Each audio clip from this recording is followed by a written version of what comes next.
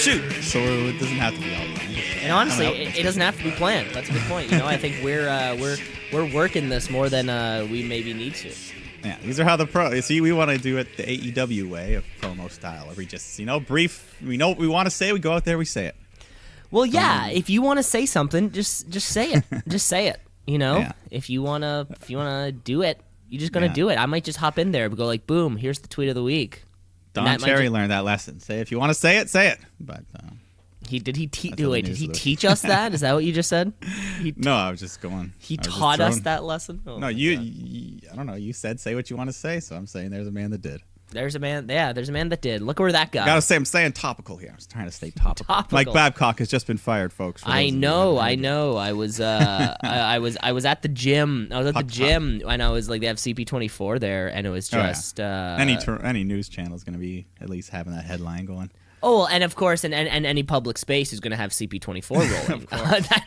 That's law. I'm pretty sure that is law. I haven't actually checked the books on that one, but I think it might actually be CP24 law. You know what? Let's just get right into it. Let's just get right into the show. This is the intro. This was the old organic lead-in that we get sometimes. We do have to introduce the show sometimes, folks. You're listening to the Shoot Brothers Wrestling Podcast. Of course, you're listening to that. You're looking at the little logo on the app or on the Spotify or whatever it is. You're listening to the only wrestling podcast online, which is hosted by myself, Cameron Osborne, and my co-host, Mike the Shoot Shepherd. Kaboom.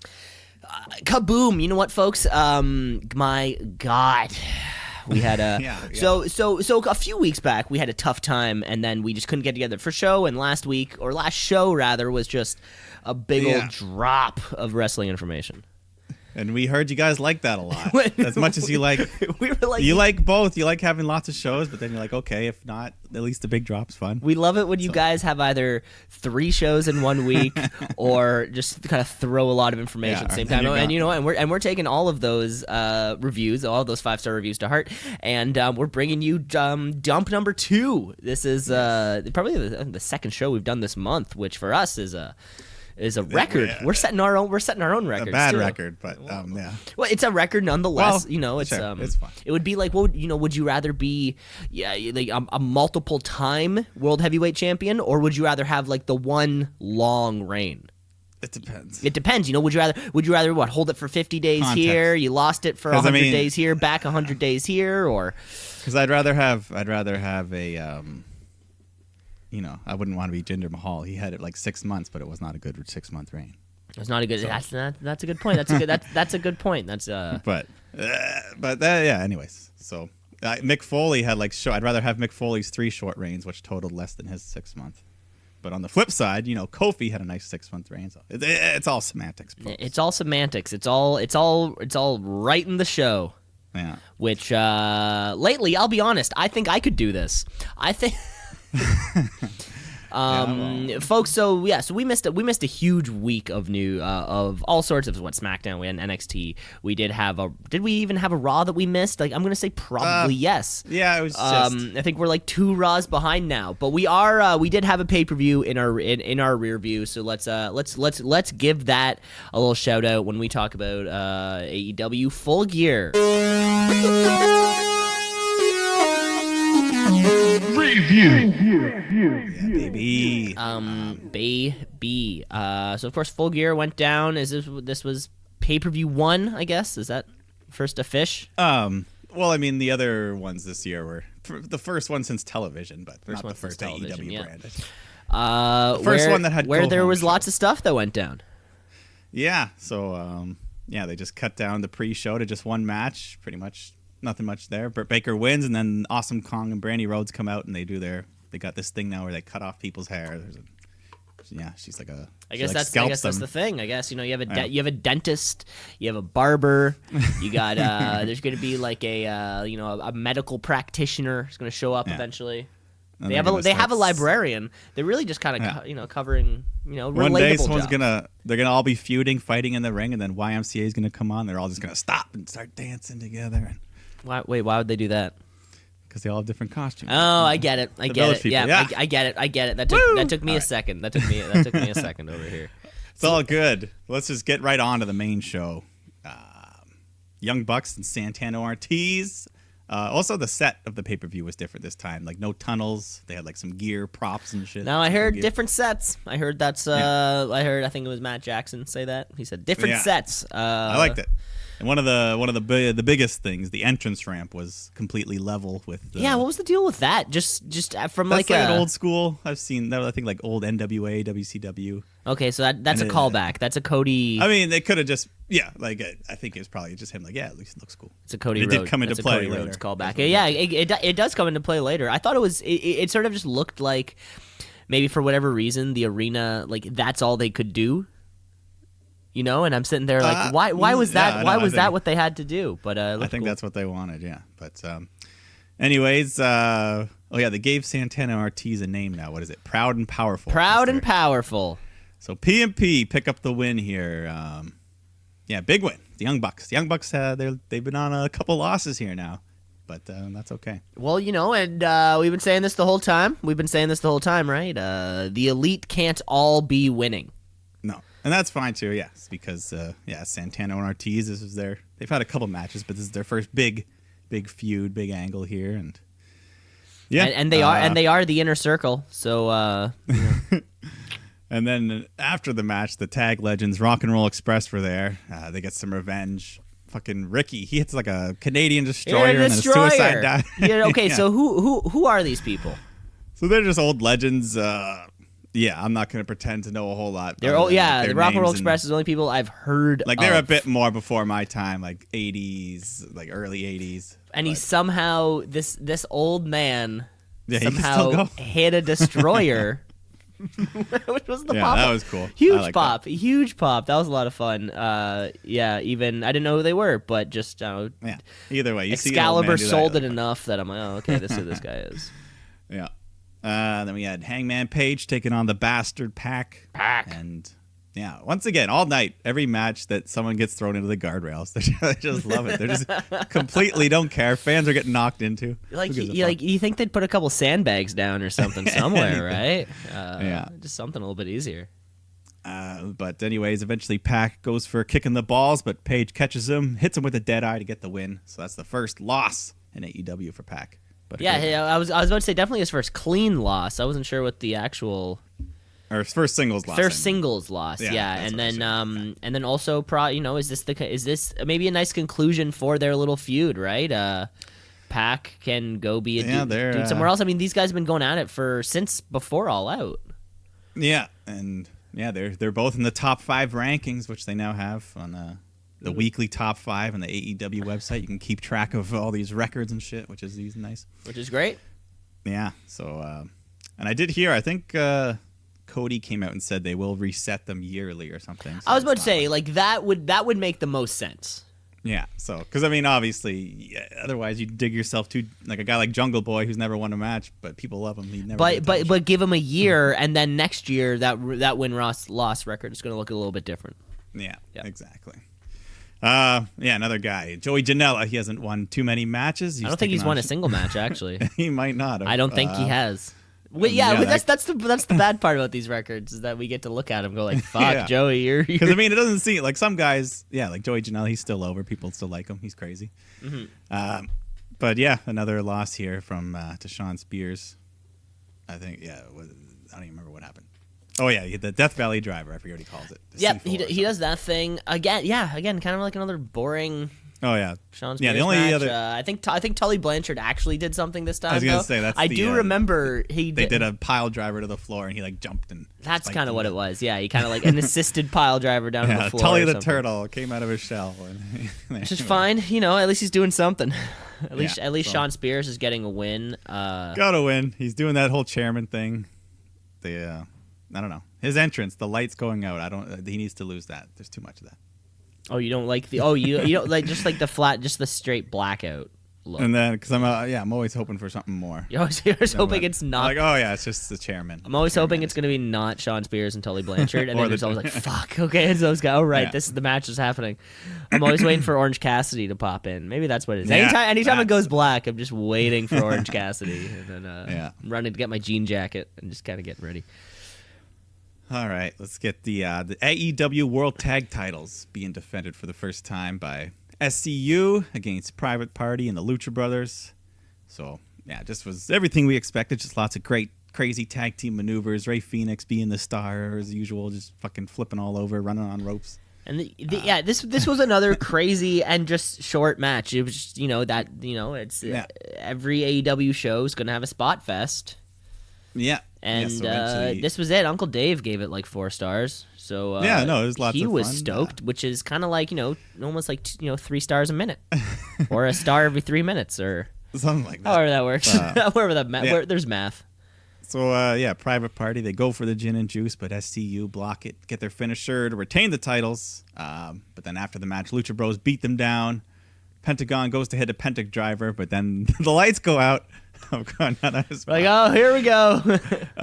So then they come back on, and a second Pentagon's in the ring, a doppelganger. He nails the real Pentagon, and he hits the Angel's wings, takes off his mask to reveal the fallen angel, Christopher Daniels. He's back from his injury. So I wonder if they're going to do like the New Day Freebird rule where they can all defend the tag titles, or if Daniels is just going to be there on the outside. Who knows? Yeah, why not? I mean, if nothing else, the tag division is just hot. These are 3 dudes in a match, and the Santana Ortiz are still they're there. They should be there also.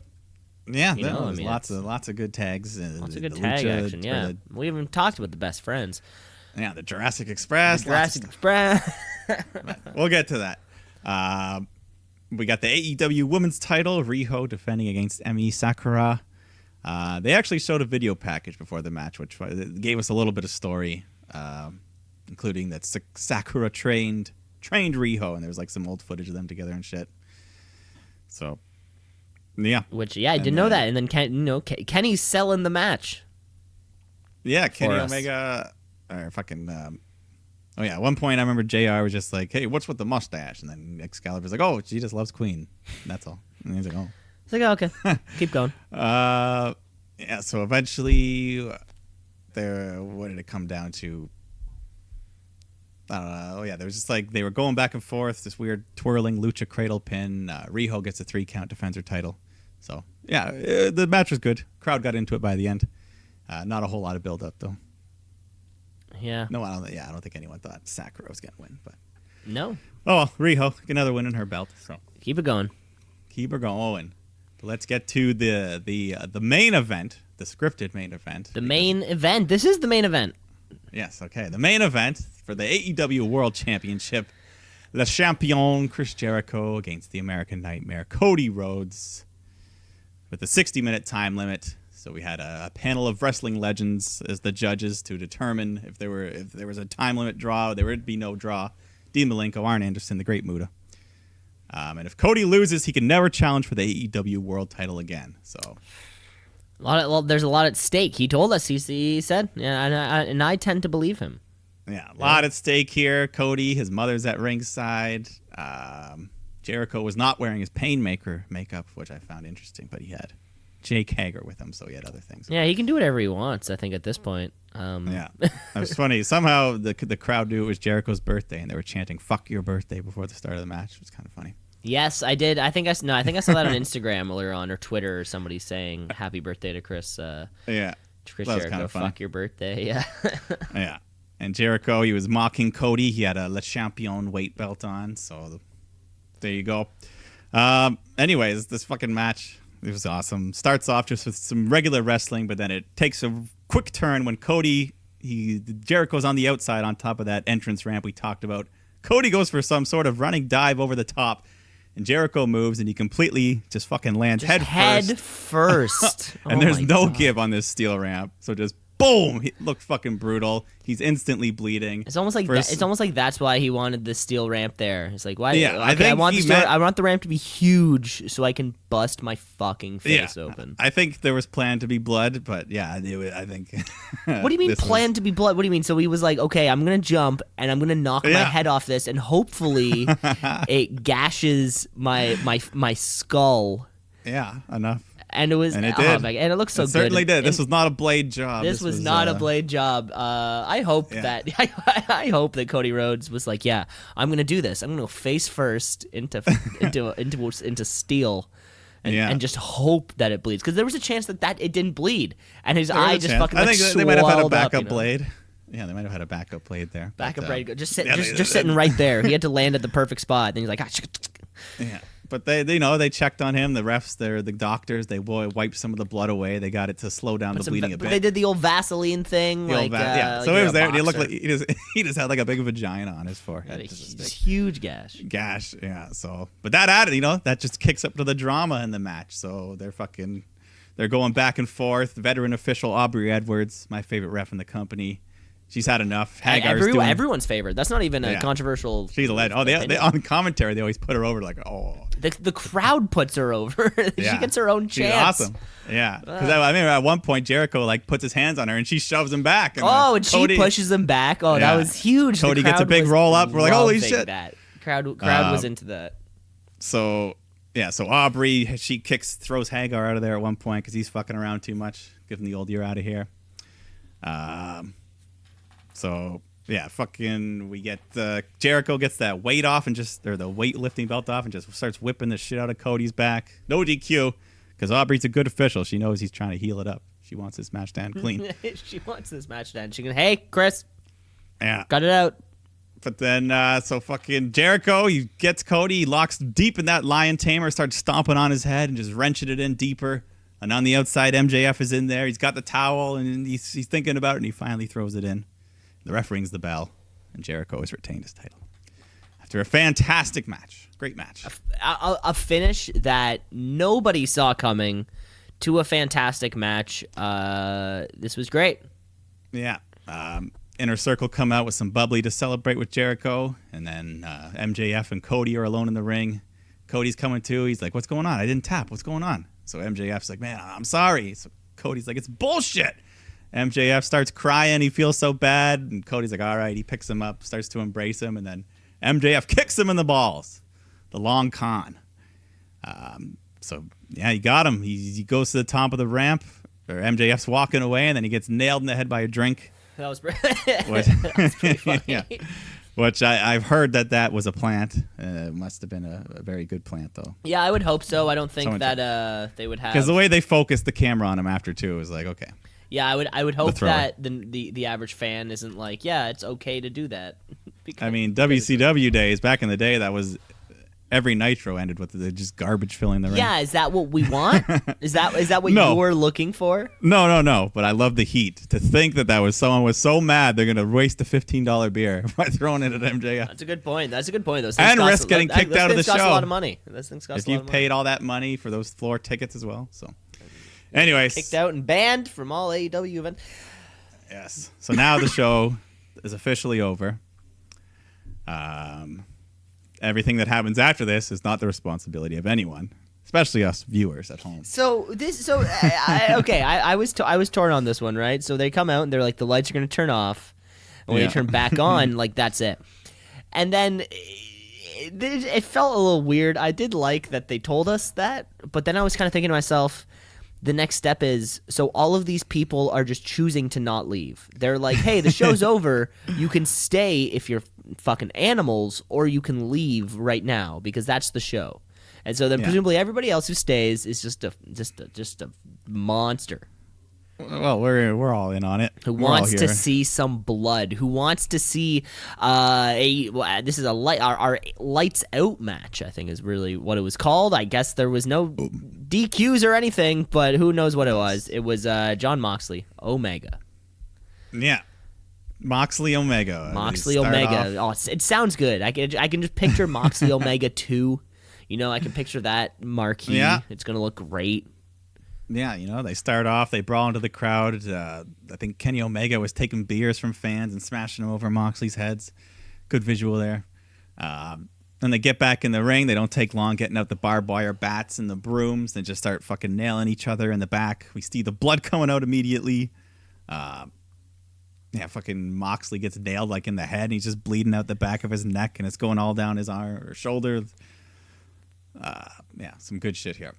Fucking yeah. So okay, yeah. This went on for a long time. They just got more. Eventually, they getting raked across the back of the neck. That was a good blood spot. The sweeping. He was swept him. There was So we had a wooden plank just with mouse traps on it. Oh yeah. So suplex onto that. We had the chain. Glass. Yeah, broken shards of glass that they were just fucked up onto. Or like a sharpshooter on the glass at one point, and Moxley had to crawl through it to get to the. Through it. Yeah.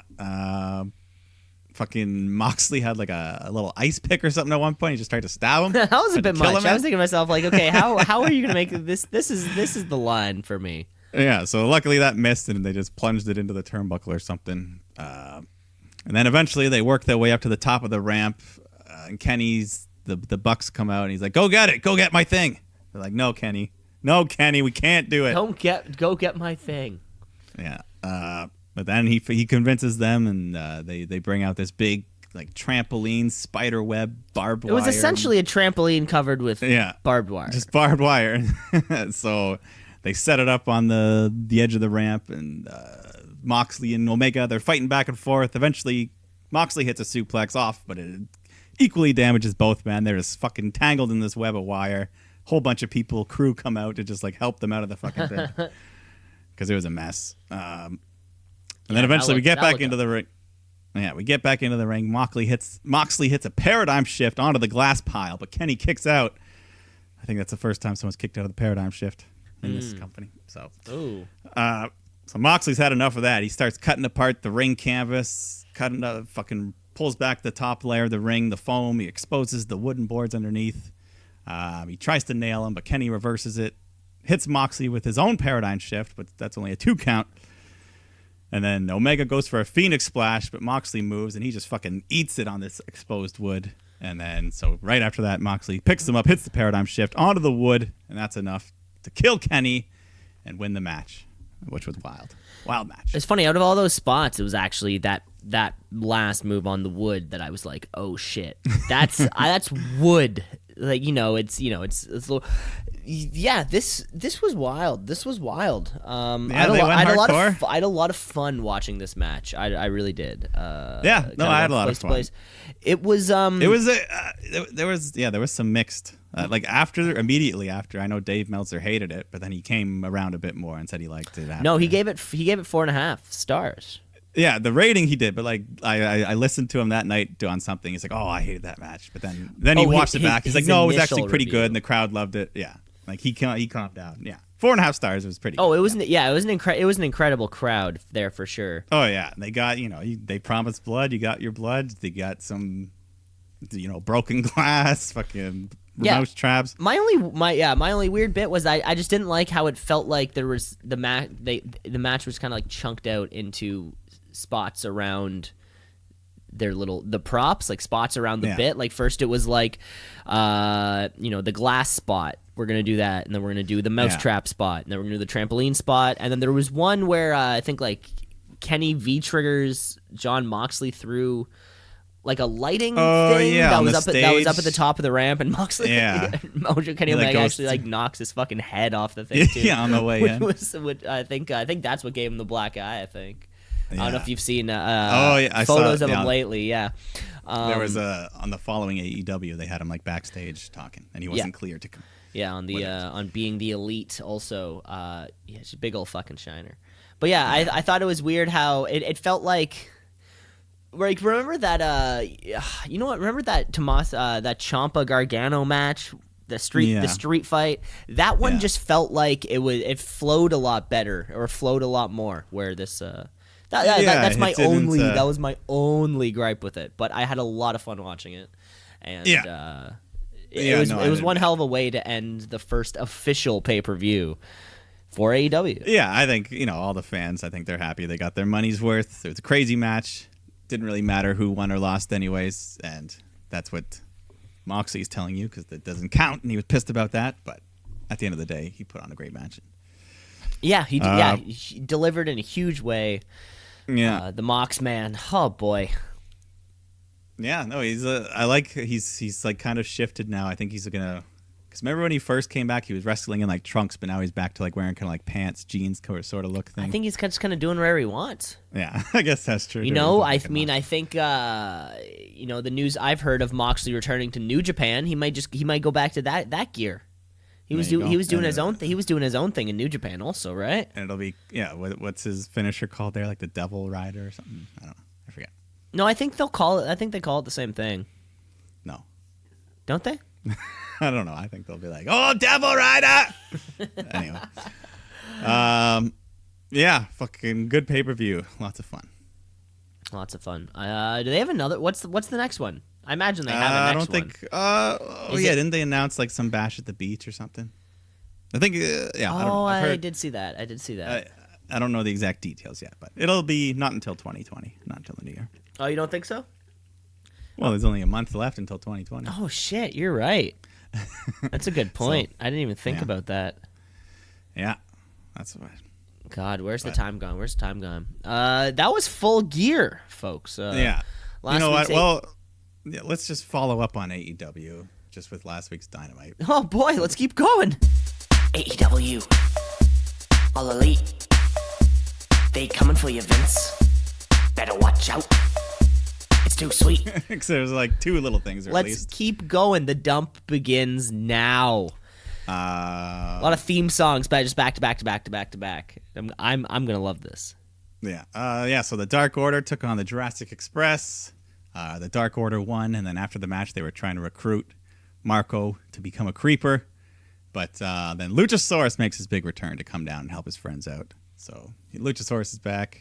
But fantastic, which is fantastic. I just pretty short injury. Yeah, or I was trying to remember, like, when did he get hurt? And you know, because they never like update you like it's sports or something, you know. Yeah. And then they announced a Dynamite Dozen Battle Royal, which I guess is taking place tonight. This week's episode, currently, in a mere hour, in a mere time. So 12 men. When it gets down to the final two, they fight on a different night, I think, or maybe that same night in a singles match to win the Diamond Prize, whatever that is. I don't know. The Diamond Ring Prize. There was something. Yeah, I think it is. I think it is to fight again next week. Okay. Because there was a recent thing where they asked Cody about like a mid-card title coming, or and he's like, "Yeah, they're probably in the next month or so." So I don't know if this is related to that or what. What is this Diamond Ring? We don't know anything. Oh, really? I didn't hear that. Yeah, there was something. Really? So, they're just gonna throw they're just gonna throw in a fourth title in there, eh? Well, like Cody needs something to fight for. He can't go for the other one. I don't know. Well, we'll see what this Diamond Ring is all about. I want him to go for the other one though. Maybe it's a ring. Maybe it's not a championship belt, and it's like they're like these little diamond rings that you get, and then if you win 5, you cash it in. If you cash it in for something, yeah, you gotta be like Thanos, have 5. Oh yeah, it's a Thanos glove thing. All right, then we get Le Champion Chris Jericho coming out for his promo. He wants all the thank yous. He insults the jackasses in Nashville.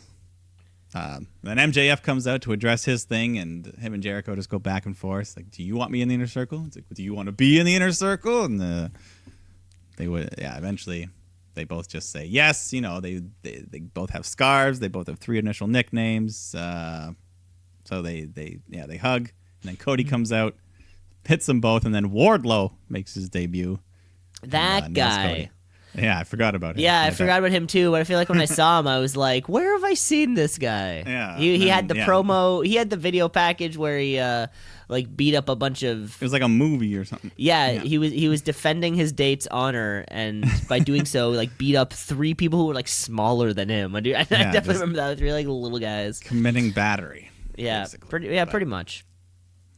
And then I guess the main event was SCU defending their tag titles against Chris Jericho and Sammy Guevara, which I was intrigued going in because I'm like, Jericho's never lost. Are they going to put the tag titles on him? Le Double Champion. Yeah. But no, we got a good match, a bit shorter than I thought. SCU, they were looking to hit the SCU later, but Hagar stops them. So it comes down to Jericho and Scorpio Sky. Sky kicks out of a code breaker. Jericho can't believe it. So then eventually Scorpio gets him with an inside cradle for the 3 count. So he's the first man to ever pin Jericho, gave him his first loss in AEW. That's big for Scorpio. And it's big for Chris Jericho, too. And Jericho, too, yeah. I was shocked. I was surprised. I thought maybe they'd throw the tag titles on them just for fun. Put over the Inner Circle. But I was fine with this. Good match, fun ending. Jericho was just laid there shocked in the ring. Starts throwing a hissy fit and trashing the ringside area as we go off air. But yeah, that was the follow up to Full Gear, just to give it right to you folks. Yeah, that was about a week and a half of AEW action in round about 15 minutes. Yeah, it was perfect. Yeah. And then I guess we can walk on over to the world of WWE. Let's just we got a lot. Well, we got a lot. Or we don't. I don't know. Like nothing happened last week. Well, nothing happened last week except for new tweet of the week champion. It's the tweet of the week. It's the tweet of the week. New tweet of the week champion. Of course. Well, yeah. There's more important things at stake right now. There's throw it on the Barbie. Just throw the shrimp on. It's not all about invasion angles sometimes. But last week it was when this week's Tweet of the Week champion has got to go to 2K, WWE 2K. Ooh. The video game.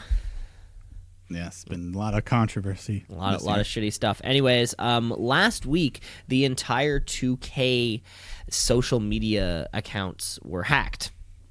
The WWE game, the NBA 2K also. So it's really funny. There's a lot of good tweets that were just talking about how trashy the game is, which was pretty funny.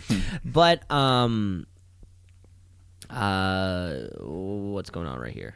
Yes, that's what I was thinking. The AEW or the WWE Twitter page was then immediately covered up with all sorts of AEW logos. Yes. All sorts of "They Can't Stop Me," and of course, the banner, their Facebook page banner, which was a photo of the Hall of Fame and Chris Benoit. Yeah. Oy.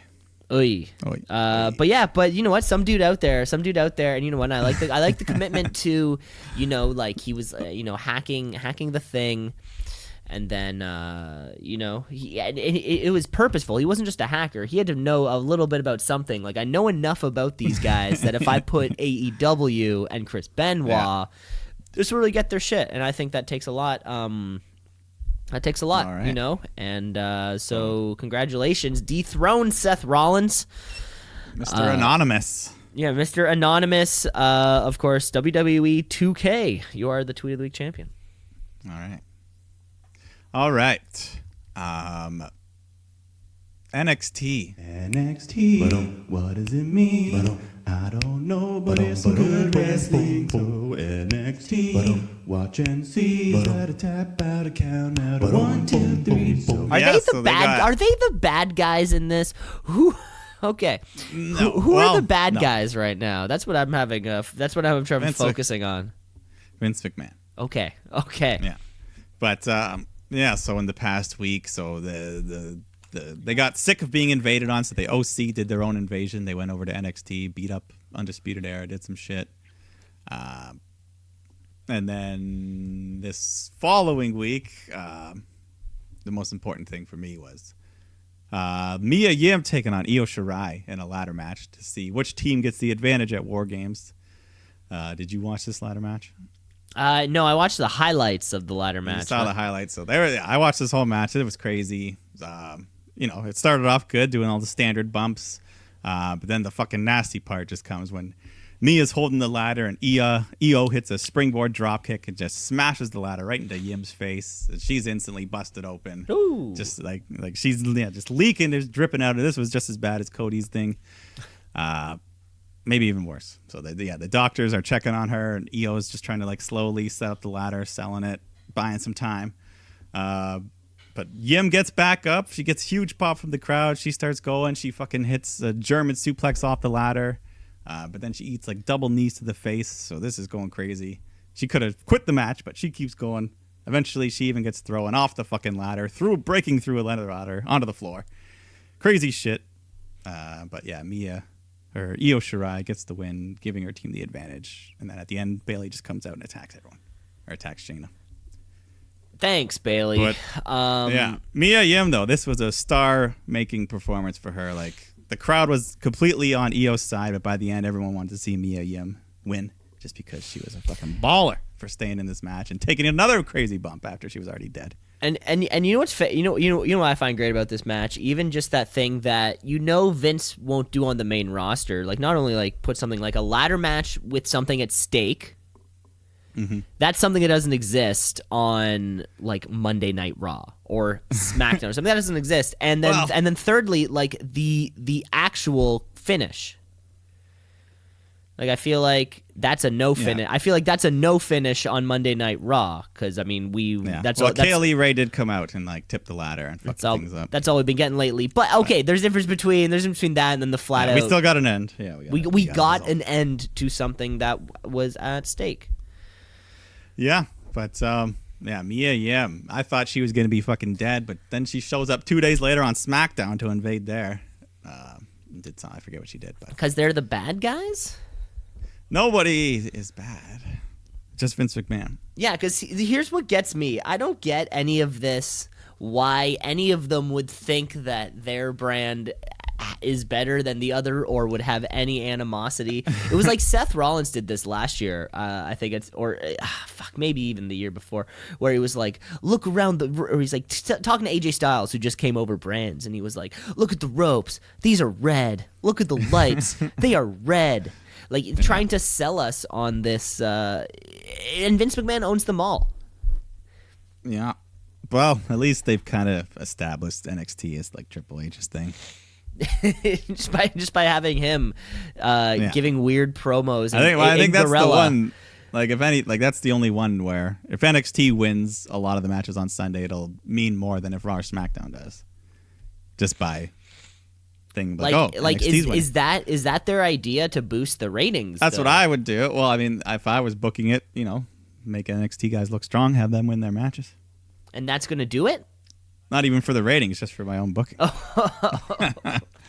But also, because then that might intrigue people. Like, oh, maybe I should check out these guys, this Undisputed Era. Maybe I should check out these guys. None of these main roster guys are going to be here, but yeah.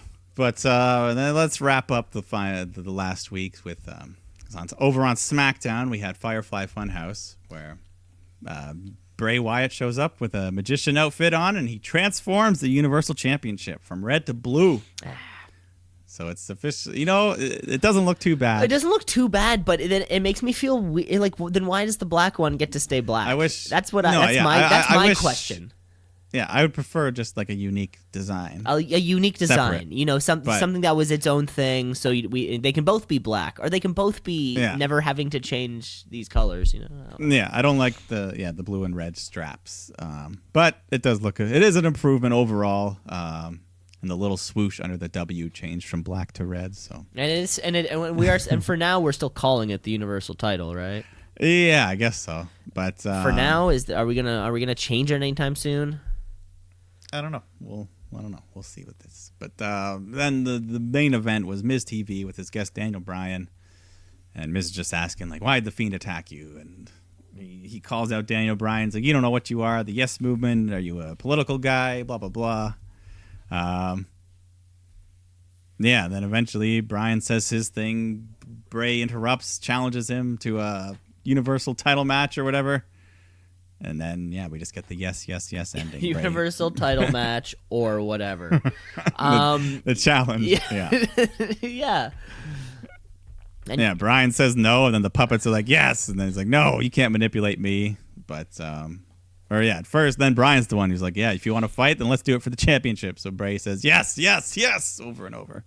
And then Miz awkwardly wraps things up. It's like, well, there you have it, folks, at Survivor Series.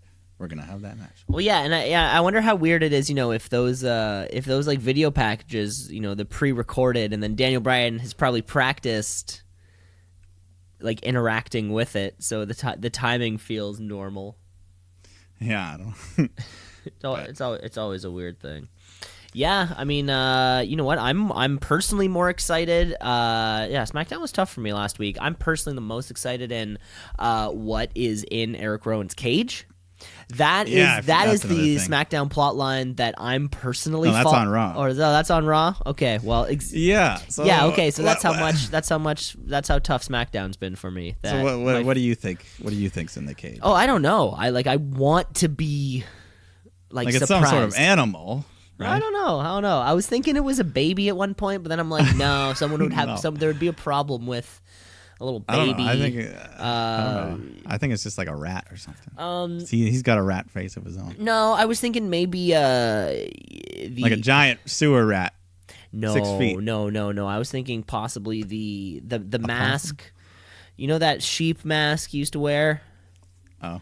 You don't think it's going to be a live animal? I do not think it's going to be a live animal, just because I think a live animal will have a tough time in the middle of a... We saw what happened to Cody Rhodes' dog. Remember that? Yeah. And people... Well, get like a less caring animal, like when Jake the Snake had a snake. The snake didn't. Yeah, I'm pretty sure people still wouldn't want that these days.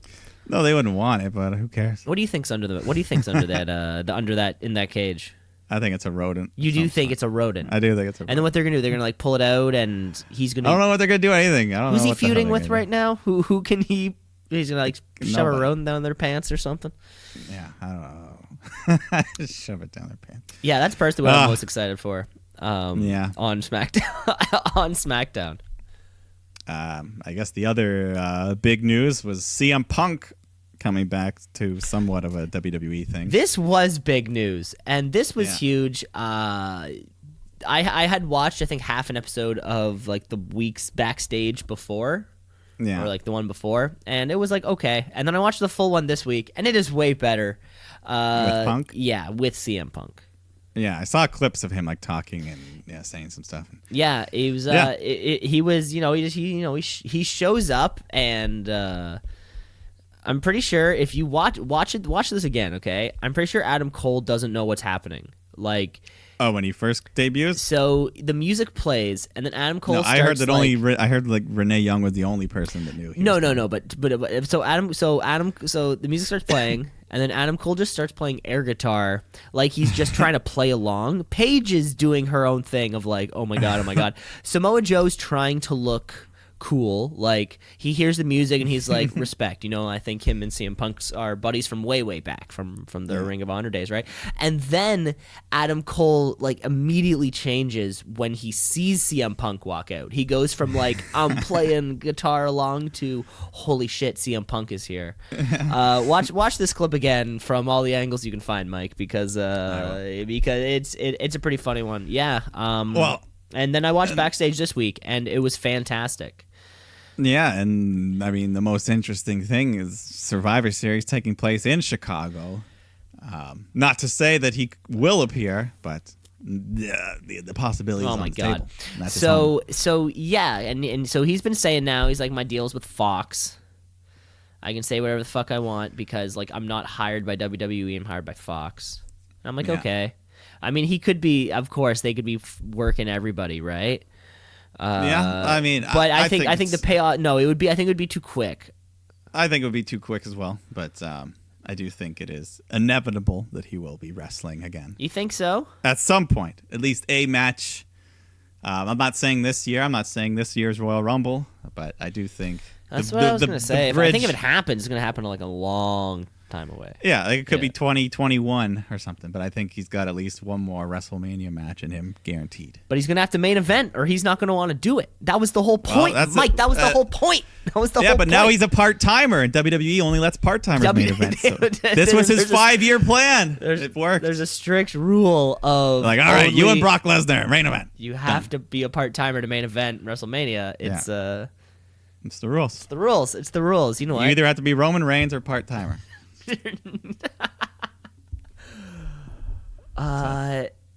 Yeah.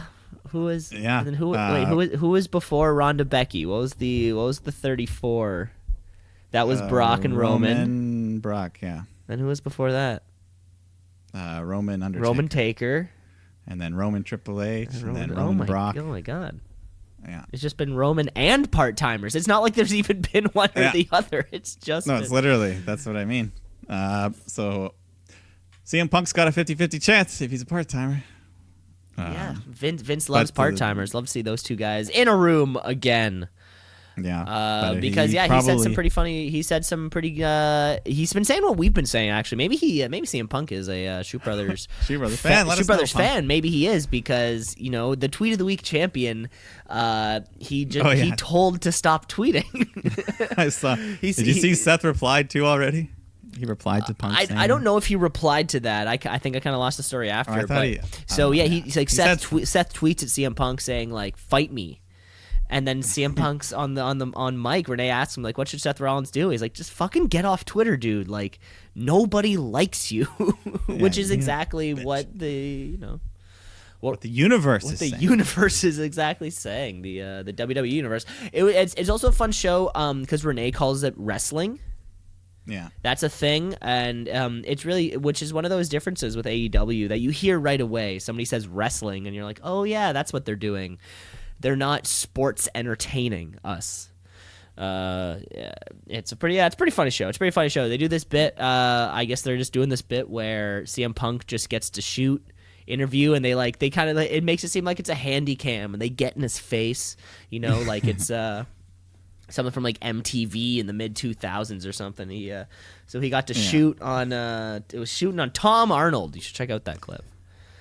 Because Tom Arnold also tweeted to CM Punk or something, being like, "You're $150. I could take you." Blah blah blah. And then, dude, you married Roseanne. Yeah, he really leans into he really leans into that. He's like, you have a tattoo of Roseanne that you got covered up with a tattoo of Stephen King, and that's coming from a guy with a tattoo of a Pepsi logo. And everyone's like, ah. And then he finishes his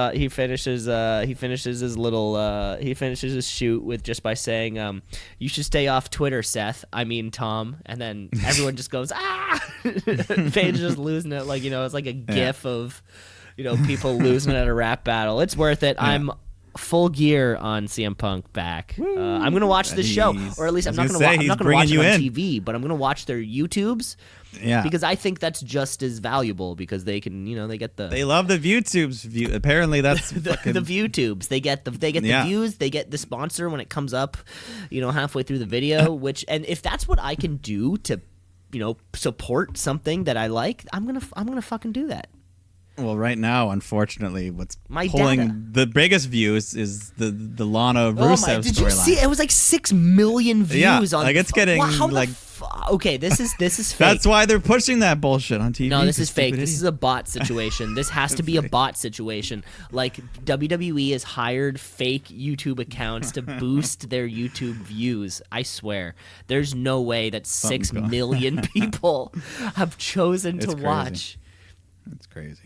Oh more God. Than Raw viewers. That's more. It's literally more people than who watch Monday Night Raw. That's more people. Oh my God, that is crazy. We do have to talk about Raw, but you know what? Maybe we should take a quick break first. Yes, take a break, and then we can get right back into this Lana Lashley storyline because it's totally not over. Rusev was asked about it. He says this is the hottest angle in wrestling. If there's one thing that I can say about it is that it's not over. That is certainly right. That's certainly true. We also have trivia for you folks, so stick around. Okay. We'll be right back. Let's shoot. Yeah, let's shoot. Yeah, let's shoot. Brother, yeah, let's shoot. Yeah, let's shoot.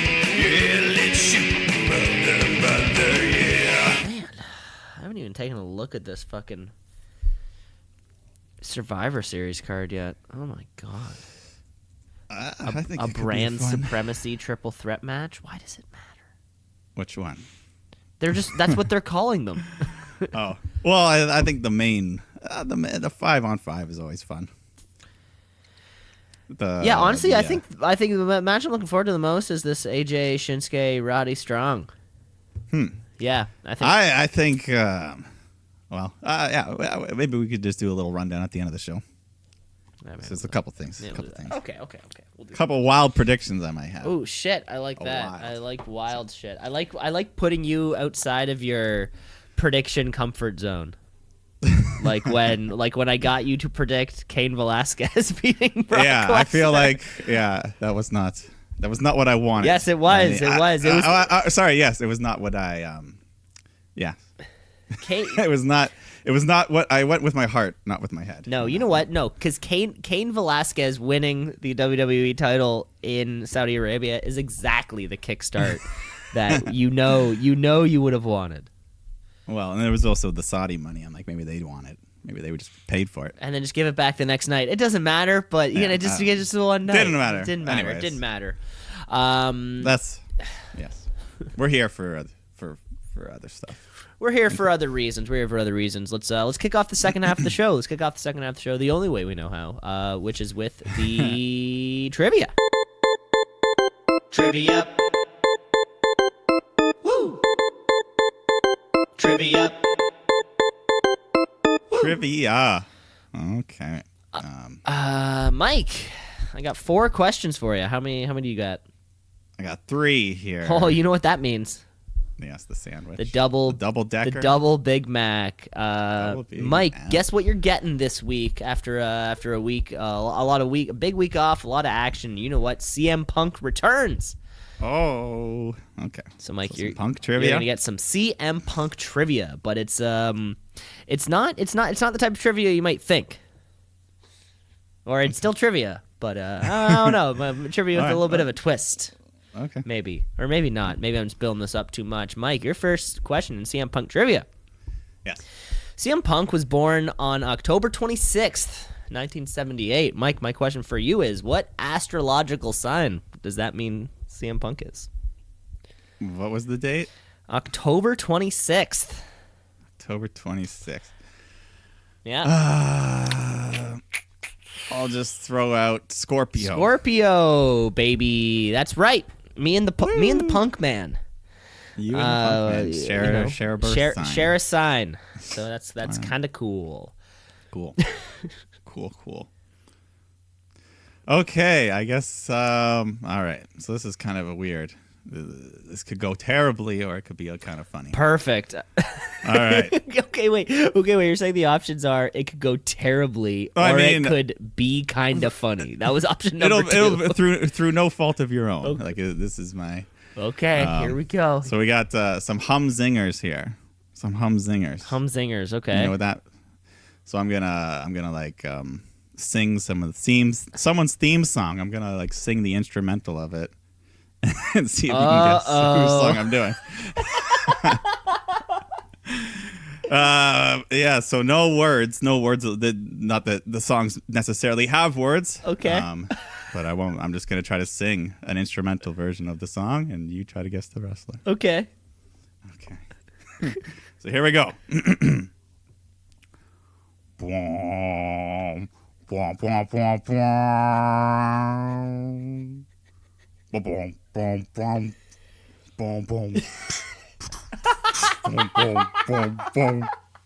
boom, boom, boom, boom, boom, boom, boom, boom. All right, you got it. Is that enough? I told you, this could go. I wasn't expecting that. As soon as you came in with like the drum beat, I did wasn't the intro. Expecting that. But once it dropped, I think you know it, yeah? I think is it Bobby Lashley's? No. Oh, that's who I thought it was. On the way. Boom, boom, boom, boom. Don't do it again. Just think, the crowd's chanting along something to it. Boom, boom, boom, boom, boom. Yeah, see, and I don't know. Boom, Joe. Oh, okay. Samoa Joe. Yeah, okay. I hear it now. Okay, I hear it now. I'm not saying I did it justice, but this is the game. This is the game. Either it did get a good laugh. I said it'll either be funny or terrible. I got a laugh for sure. So you know what? I thought it was Bobby. No, I will be fair. Bobby Lashley does have a similar tune. I don't know if I can do Bobby Lashley, but it is a very similar sounding thing. Anyways, throw something else at me. Let's move right along. We're moving right along here, folks. CM Punk trivia, question number 2. So CM Punk left the WWE a couple years ago, where he did compete in a couple of UFC matches. My question for you, Mike, is what was his record? And bonus points if you know how the match ended. Well, I know he's 0-2. Okay, so we're looking for those bonus points. The first fight ended by submission. And Right. and the second? And the second fight, I'm trying to remember if he went the distance. I think he went the distance and lost by decision. He lost by decision. That's right. Yeah. That is I watched both the fights. Yeah. The second fight, he definitely looked better, but still, like he got a takedown. He did a couple things. He did a couple things. The first fight, he just went for off. He just lunged in and he was taken down right away. He had nothing. But yeah, that's what happened. Yeah, there you have it. All right. Yeah, have a big sip of water there before Yes, you ready? Humzinger's number 2. Yeah, I'm ready. Humzinger. Here we go. Oh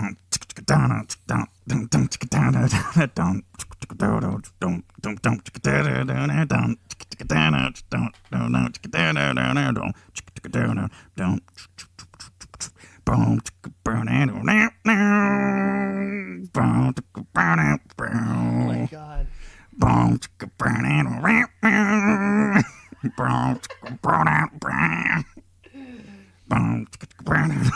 Oh my god, I can hear it though. I can hear it. Yeah, you got the theme in your head. This one may not be as obvious. Not that the other one was obvious. I got nothing. Shayna Baszler. Shayna Baszler's okay. Yes. Anyway, there we go. This is going great. This is going great. I'm having fun. We're all having fun. We're having fun in CM Punk trivia, of course. CM Punk trivia. Question number 3. CM Punk lives that straight edge lifestyle. That straight edge. My question for you is, what 2-word phrase does CM Punk have tattooed on his knuckles? Drug free. Drug free is the life for me. Although I believe Pepsi has caffeine in it, so that's a drug. You know what? I've known a few straight edge. Not people. that I care. I've known a few straight edge people in my life. I've been around a couple straight edge people that are actually like super unpleasant because a lot of the ones who are like, I'm straight edge, and that means that I'm better than you. Yeah, and they're like, "Why are you drinking? You're disgusting." Yeah, I knew a straight edge guy who didn't drink coffee. A friend of a friend was the type that like medication, like over the counter, like like Advil or something like that, or like cold medication. They wouldn't take that. Yeah, it's like shit. You must, life sucks. Life must suck for you. Yeah, I mean, do whatever. I mean, Punk seems like he's pretty cool about it though. Like he can hang around people. Yeah, that are drinking. Exactly. Like, he can be a normal person. Yeah, exactly. Be normal. Okay, Mike. Let's finish this one off. Give me a Hummer. Oh yeah. Okay. Final Hummer. Here we go. Gotta grab a different instrument. Oh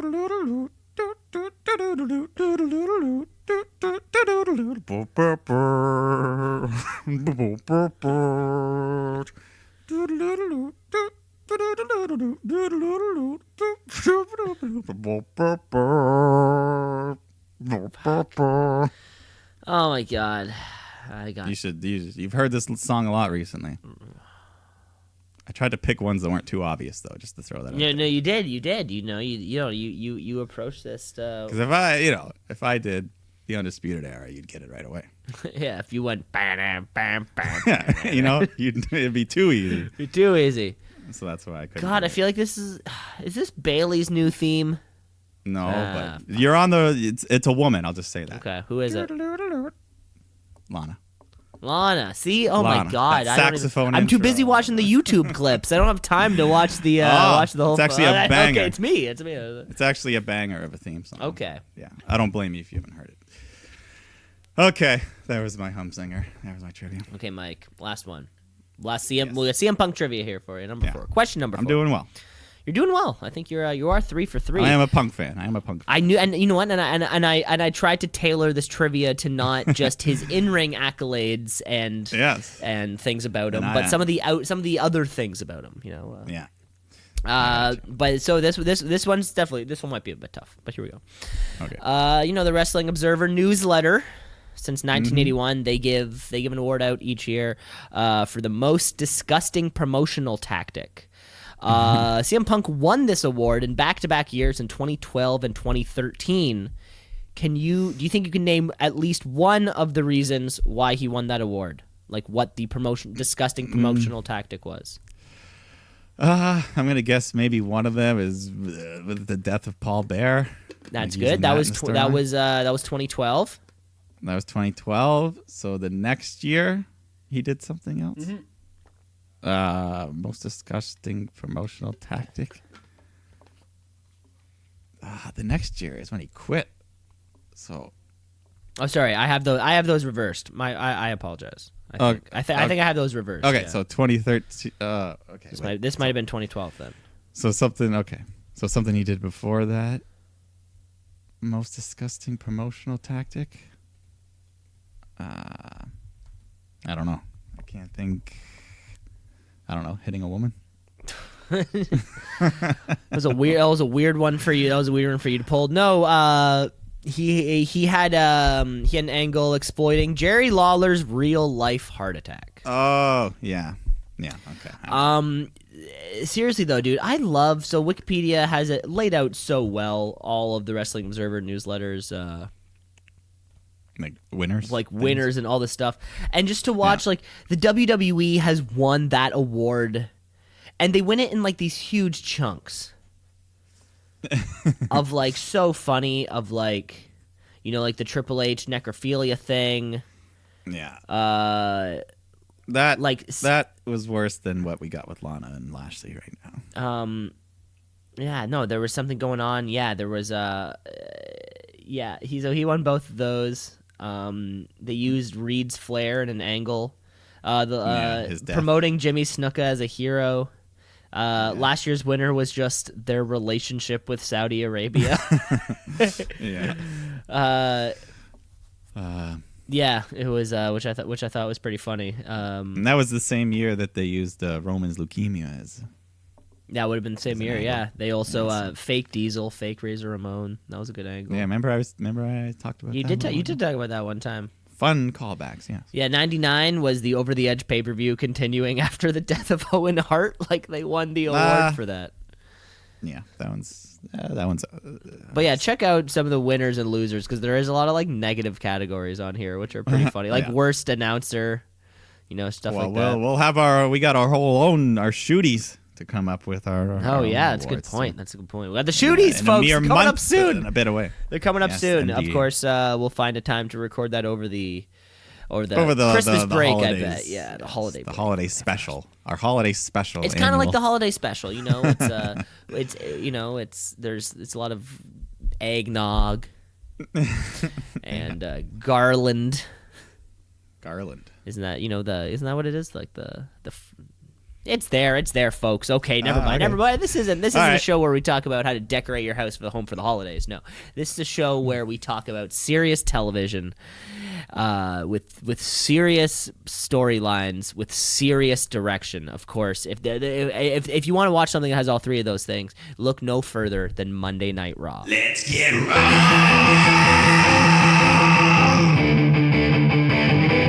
Let's get raw.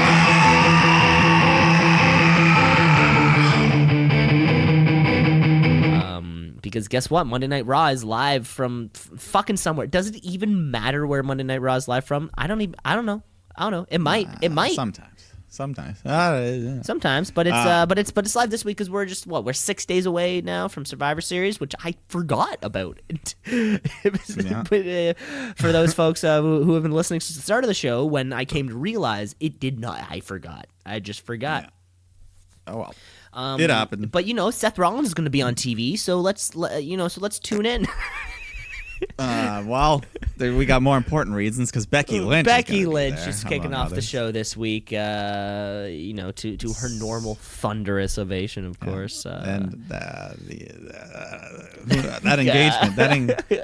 engagement might not last. It might not. So of course, she has the match. Becky Lynch has the match this week with Bayley and Shayna Baszler. Yeah, Bayley and Shayna. Becky has been true. She has been the only one that's not been running around invading other shows. But she says, you want to fight? Let's fight right now. But then the Iconics come out. So I was loving this. 3 of my favorite women here on the screen. I've missed these Iconics. And even they talk about the tragedy of them being left off of the Raw women's team for Survivor Series. And Becky says, screw it. I'll take you both on right now.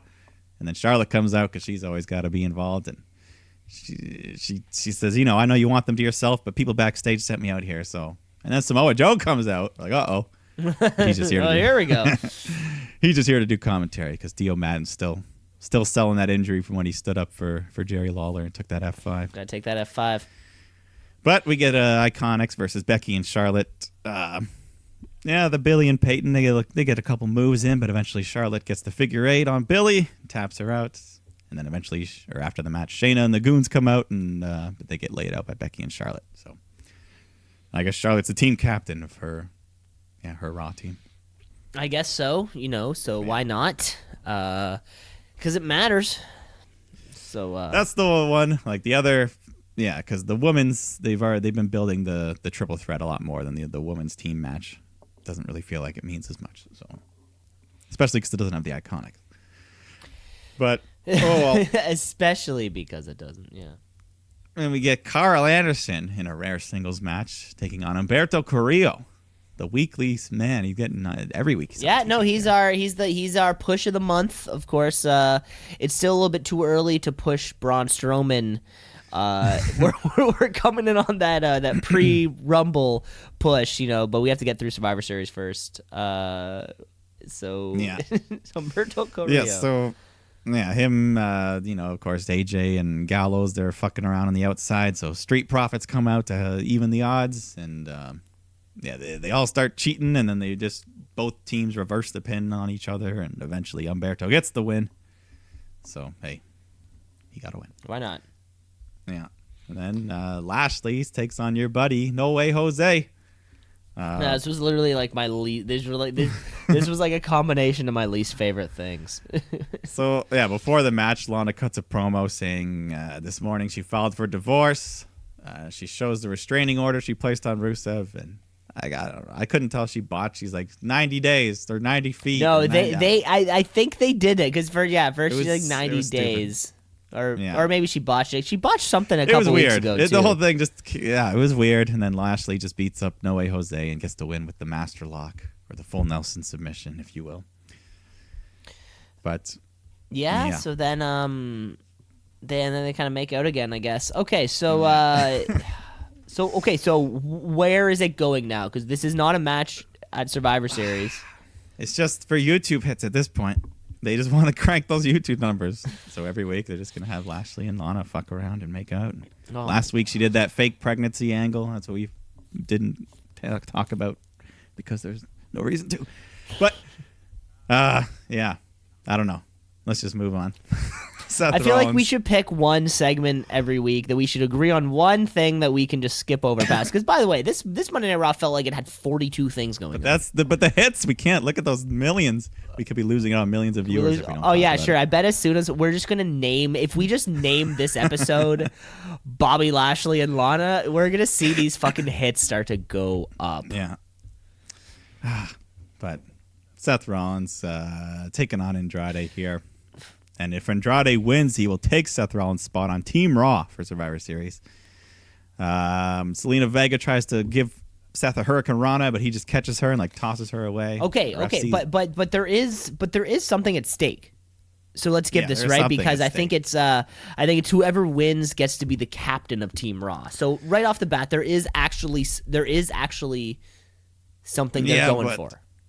But it doesn't matter because in the middle of the match, Lucha House Party come out. Why though? Because they want the spot. And this was a pretty good wrestling match, they were going well. We've been hating on Seth Rollins a lot lately, and this was an excellent wrestling match between these two dudes. But why just not have a finish? Because again, you would think also so if Lucha House Parties come over from SmackDown, right? If they hate Raw, you think they would want to watch two of the top dudes beat the shit out of each other?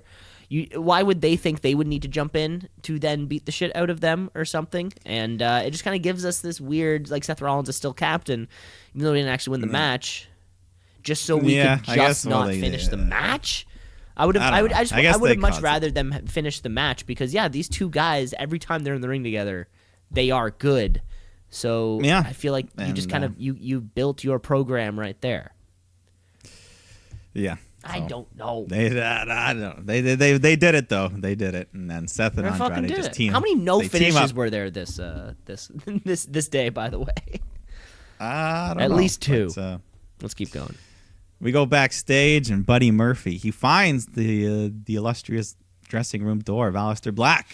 So he knocks on. He says he's here to pick a fight, and then he just walks away.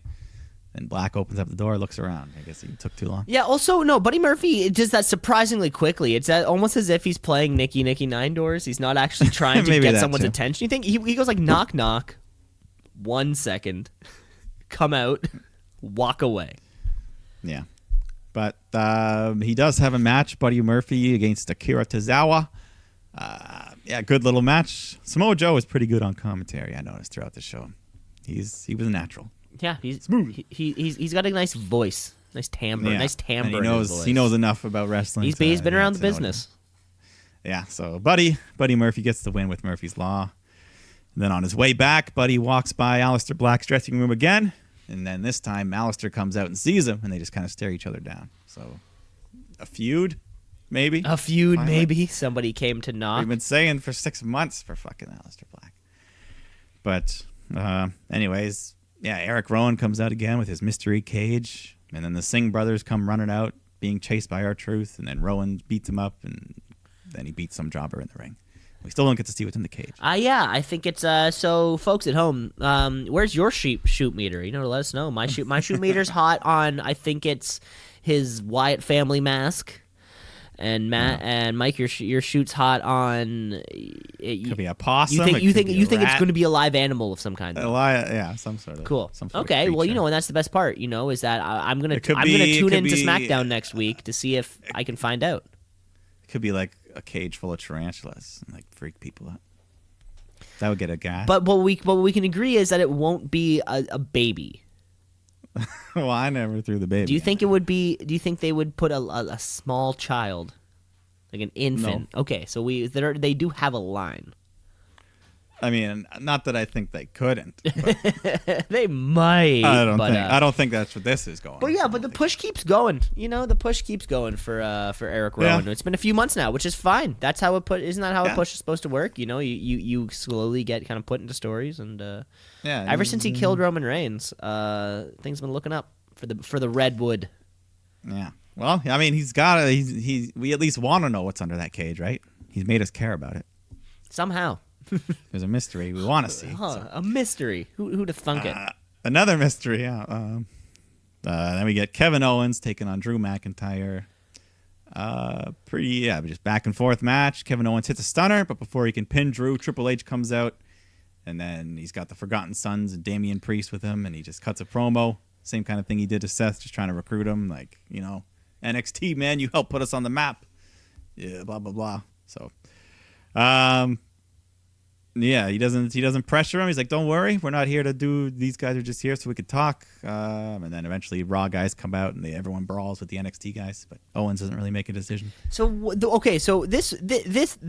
sucked because this could have had a finish, and it didn't. Did you notice that Triple H's music just kind of comes out, Drew's down, and then it goes to commercial. And by the time it came back, Drew's just gone, and now he just said, "Fuck it." Now they both have microphones, so we got our second finish. And this was a really good match up until Triple H came into it too.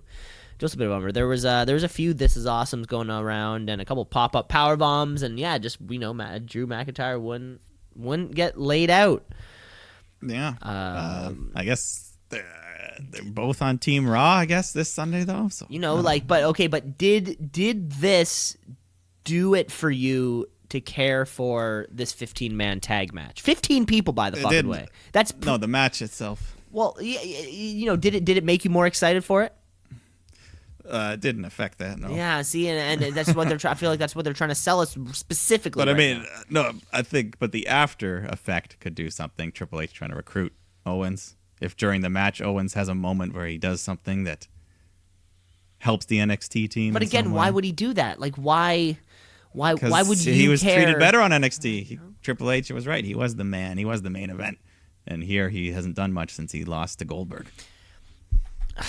I don't know. So I don't know. Yeah. It just makes me wonder, like, so because I think if NXT's trying to boost ratings, they can only take main roster dudes for so long, I think, right? Or you kind of put someone back on the show, and then it's like, great, they're back on the show, but you can't just have this, like, revolving door of people coming down from the main roster to NXT in a hope to be like, hey, maybe someone will be here this week for some reason. You know, tune in.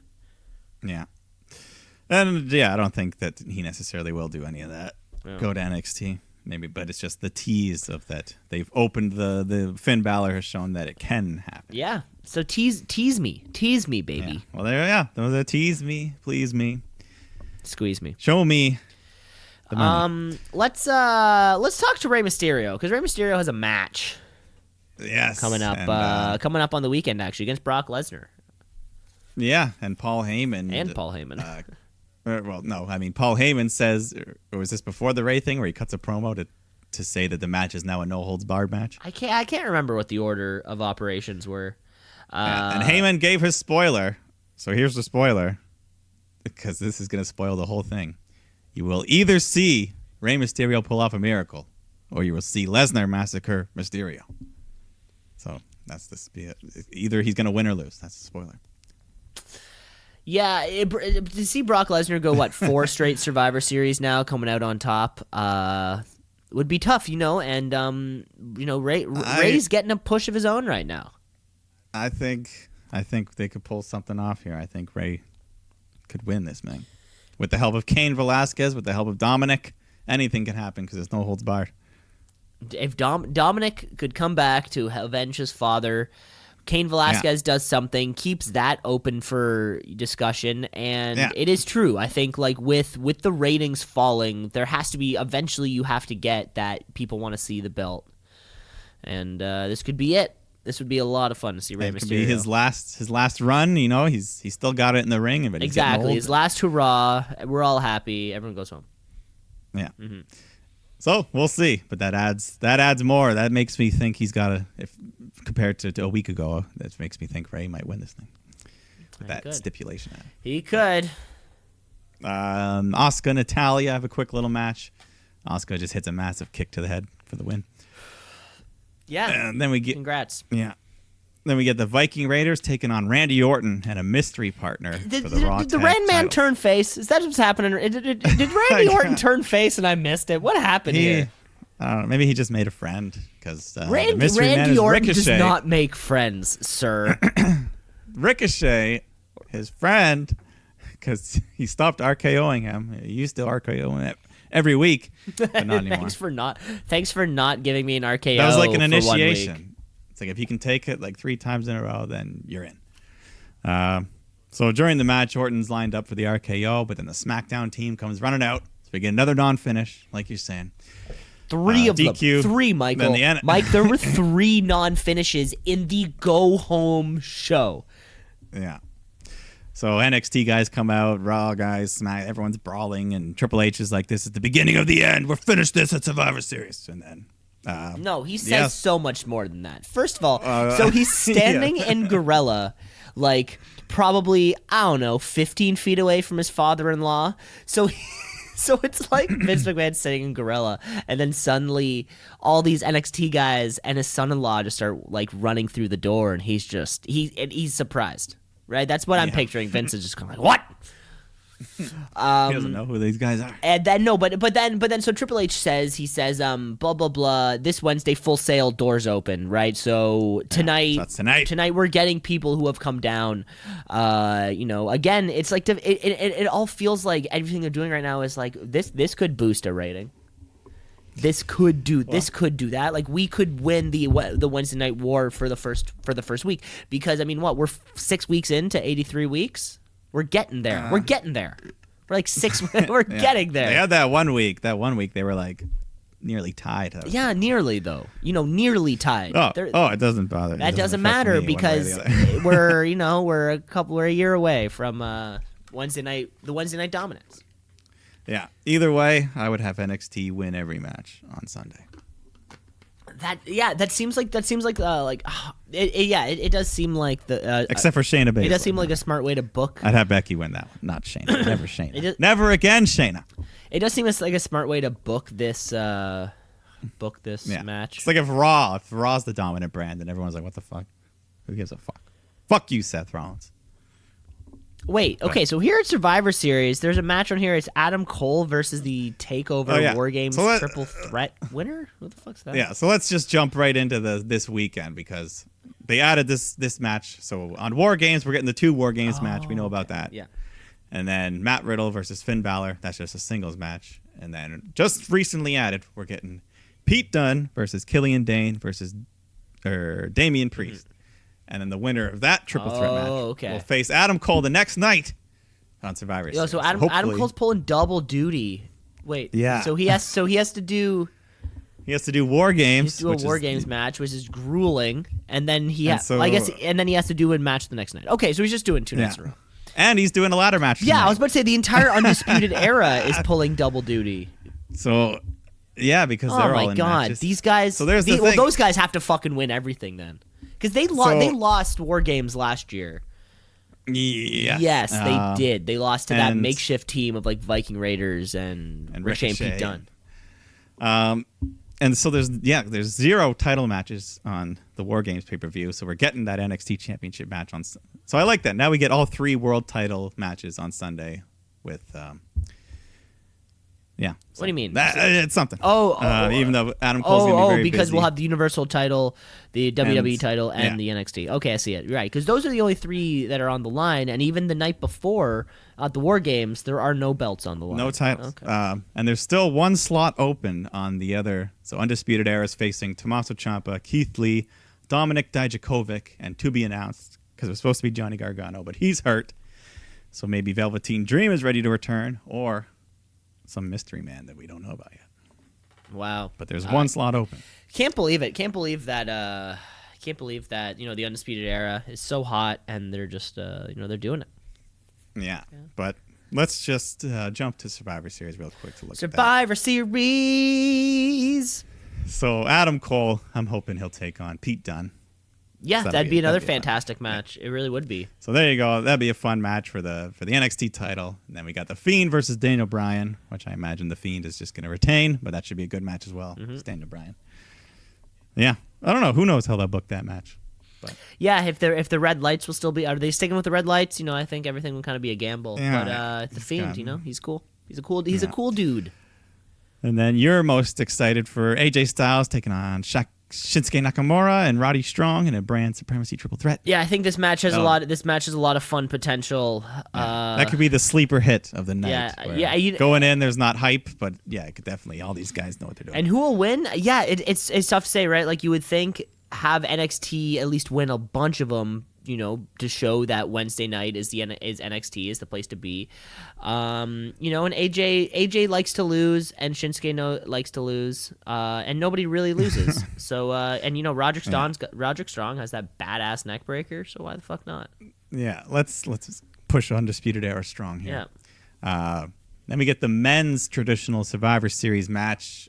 We don't know any of Team NXT yet. Well, now that I'm thinking about it, I'm imagining it's going to be a bunch of those guys who are also in that War Games match. It's going to be Matt Riddle, Dijakovic, Keith Lee, Cameron Grimes. Yeah, we'll know for sure. Same with the women's. We don't know any of them, but it'll probably be Rhea Ripley, Bianca Belair. Yeah. So we don't, but we do. Candice LeRae. So I guess it almost seems like the entire NXT roster is pulling double duty. Yeah, Jesus so big weekend Christ. for them. I feel so bad for these guys right now. I feel blessed though. Team SmackDown looks pretty strong with both Sasha Banks and Lacey Evans and Nikki Cross. Yeah. Okay. So the Team SmackDown. Hey. And then we got that triple threat, Viking Raiders taking on the New Day, taking on Undisputed Era, which 3 good teams. That could be a good match. Yo, do you know Sarah Logan's on Team Raw? How'd that happen? For the Raw women, they just kind of threw her in there. Cool. So. Way to go. Kabuki Warriors in there as well. Yeah, so that triple threat tag match, and then Becky Lynch versus Bayley versus Shayna Baszler. Anyone but Shayna here. That's what I want. No. Becky. Yeah, no. I mean, it'll be something to see, right? I mean, like, so what? We have 2 women's matches, so it would be nice to think that at least one of the NXT women is going to win one of their matches, whether it be the 5-on-5 or the triple threat. Yeah, that would. Yeah, I think at least one. And then the Brock Lesnar versus Rey Mysterio match we talked about. No holds barred. I think Rey's gonna slip away with this one. Slip away with that. If you heard it here first, folks, Rey Mysterio's walking home. You're gonna walk home from the arena. Yeah. From Chicago to San Diego, that's a big walk. He's rocking cross country with this belt. Just because he can. Yeah. That'll be your Survivor Series as of now. That will be, as of right now. And I think it's this is the 8 matches. You shouldn't go more than that. I mean, they might throw one more match for the pre-show because we don't have Roman Reigns isn't on the show, so we'll throw him in somewhere. Yeah, because it would be like I would hate for one of these matches to get bumped to the pre-show, right? Roman Reigns is on Team SmackDown, by the way. Oh, okay. Yes. Oh, thank God. King Corbin, and Shorty G, don't and even fucking get me started about that shit. No, I didn't even mention them because I think the dog, right? The dog costume. Can we just talk about the dog costume just for a second? It was terrible. That Vince McMahon is back there somewhere, like howling. Cackling. He was howling at this thing. Good shit. Good shit. But yeah, it was so terrible. And you know what almost irks me more about this entire, that entire segment wasn't like the fact that, because okay, so this is what's gonna happen, right? The guy's gonna come out in the dog costume again. He's gonna stand beside Baron Corbin, and the Baron Corbin's either gonna ask the dog costume to do something. He's not gonna do it. He's gonna ask him to do it again. He's not gonna do it. He's gonna take off the hat or the helmet, and it's gonna be Roman Reigns under there. He's gonna give him a spear. That's what's good. That's what's going to happen, right? At some point, but that's what's going to happen. In some ways, like, what irks me more than this. So the camera keeps and they've been doing this past couple weeks when he's been making fun of Roman Reigns here. The camera will pan back and forth between like the ramp and then the ring and the ramp and the ring, and every time it's in the ring, it's Baron Corbin fake laughing. He was doing the same thing with Shorty G, too. He's like fake pointing and fake laughing, and the dude cannot sell that at all. Like, it's almost like I don't know which one I hate more. Like, I don't want to see more. Do I want to see like the guy in the dog costume, or do I want to see Baron Corbin fake laughing? Like, if I had to choose, it's like, fuck, both of those are pretty bad. Yeah, this Corbin Roman feud is not doing anything for me right now. It's not, honestly. Like, Roman was doing fine for a while. He was coasting. He was getting by. He wasn't caught. He was getting over. Yeah, he was. Now just this awful storyline. Oh, my God. What happened to the Shield? They're all locked, man. He saw the light. Seth is locked out. Roman Reigns Seth is having a personal crisis, an emotional breakdown every week. Roman Reigns is in whatever the fuck this is now. And the Mox man is putting on 4.5-star matches, and loving it, selling out life. Spots. He's loving life. Yeah, his wife is freaking. So before Full Gear was, I guess, StarCast 4. I guess they're doing StarCast. Yeah, StarCast I saw all some the time clips of Moxley talking. There was an hour-long interview with JR, and it is real good. Really good. It is really good. You know what? That sounds like a perfect segue to me into our final weekly segment. Of course, the Wrestler of the Week. It's the Wrestler of the Week. Wrestler of the Week. Of the Week. Of the Week. The Wrestler of the Week. Of the Week. Of the Week. Wrestler of the Week. Of the Week. Of the Week. The Wrestler of the Week. I just spoiled it right there. The Mox man, you got me, boy. Not only the match at Full Gear, but I really enjoyed his just kind of like sit down interview with with JR, and his microphone died. It was wireless, and I was like, oh boy, I felt that too on a personal level, because I was like, as soon as his microphone dies, I'm thinking to myself like, sometimes packs of batteries can be shitty, right? You know, if you're using 1,000 batteries over the course of 6 months, there's going to be a pair that just didn't have as much juice as the rest of them, right? Even when they're brand new right out of the pack. And he was like industrial batteries, right? But I just think to myself, like, the amount of times that I've gone through an event without changing the batteries, like, and kind of living on the edge there, you know, because usually if a battery is like 3 or less, you're changing it. But, you know, you sometimes 3, if you're sitting there, you're like, it's only going to be a couple hours. And I felt that, and just another great match. I want to see him at Wrestle Kingdom, hopefully in a couple months, and whenever AEW comes to Toronto, because we're gonna see that. Oh, yeah. We're all over that. Moxman, you're my wrestler of the week. Attaboy. Well, who do you got, Mike? It was a tough split. Tough split because a lot happened in this. So at first I thought I was gonna give it to Cody for his great performance in that match, diving, killing himself, and it's coming back. But then Mia Yim, I felt even more passionate towards after she took that big blow, had a great ladder match with Io Shirai, and it was a groundbreaking moment for her. Like, hearing that crowd respond, she won the more. I think she has permanently ingrained herself to now she bumped herself up a level that night onto the likes of like Rhea Ripley and them. It's so nice to watch somebody get over. Yeah. Just from that, just the perseverance. Like, she was literally leaking blood out of her head. The doctors were in there. They were probably like, you can stop this match. But she's like, fuck it. I'm going to go back up and fall off a ladder, through another ladder. You got to put it all out on the line, right? The resilient baby face is something we can all get behind. I liked Mia Yim all along, but now she's definitely, boom, shot up. Yeah, suddenly, something you're writing home about. Yeah, so there you go. Wrestler of the week, Mia Yim. Mia Yim and the Moxman. Congratulations. Folks, that's all the time. That's all the time we have for this week. This was the Shoe Brothers Wrestling Podcast. You can rate, review, like, and subscribe on all the things. You know where we are. Yes, and we will be back quicker this time than the next. Why? Don't. This is wrestling. Anything can happen. Anything can happen, Mike. Yes. This is. We'll talk about War Games. We'll talk about Survivor Series. Which brand has survived the war? Who will come out with brand supremacy, folks? That's all on our next show. But yeah, I'm probably gonna go tune in some AEW right now. So thanks for listening, folks. Mike, I'll talk to you later. All right. Okay, bye.